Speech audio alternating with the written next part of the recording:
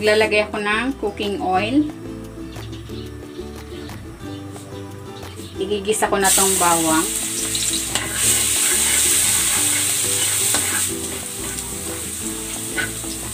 At ang sibuyas. Kung hindi ka pa nakapag-subscribe sa aking channel, please subscribe at i-click mo na rin ang notification bell para lagi kang updated sa aking latest recipes. Igigisa ko na tong pork.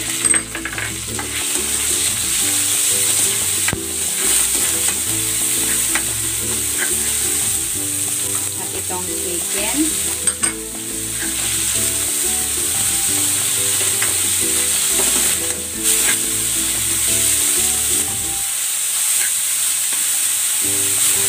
Ilalagay ko na rin tong Chinese sausage.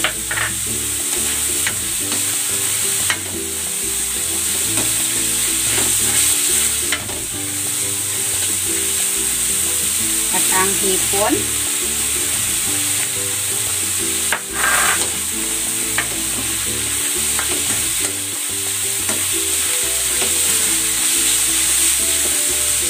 Ilalagay ko na rin itong sweet balls at ang kikiam.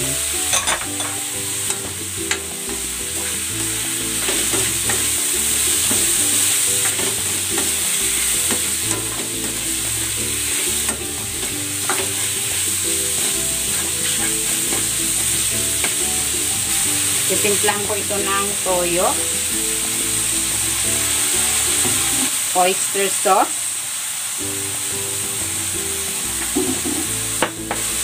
at ng paminta.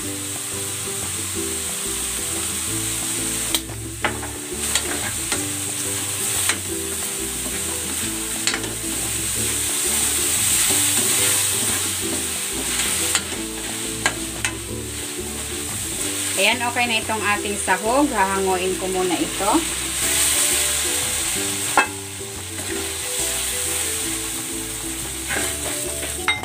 Ilalagay ko na dito itong soup stock. Ayan, nagpakulo ako ng yung ulo ng hipon at yung buto-buto ng manok.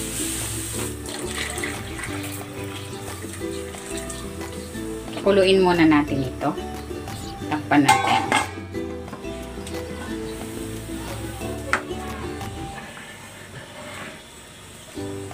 Titimplahan ko ito ng toyo.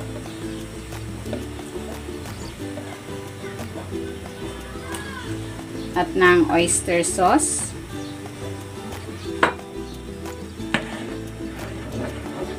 Maglalagay din ako ng paminta.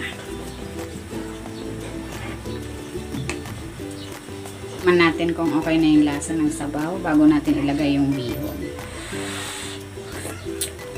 Medyo matabang pa. Lalagay uli ako ng toyo.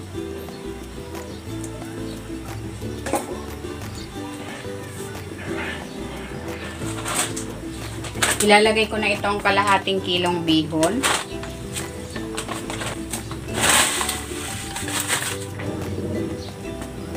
Ayan, lutuin natin ito hanggang sa ma-absorb yung sabaw nitong bihon.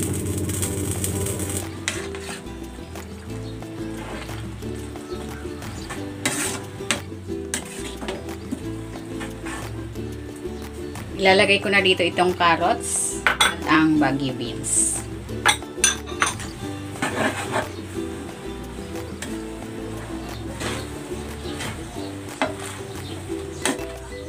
Ilalagay ko na rin itong repolyo.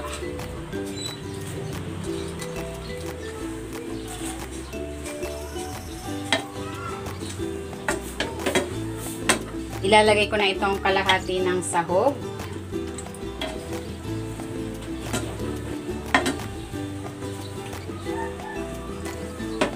Ilalagay ko na dito yung natitira pang sahog.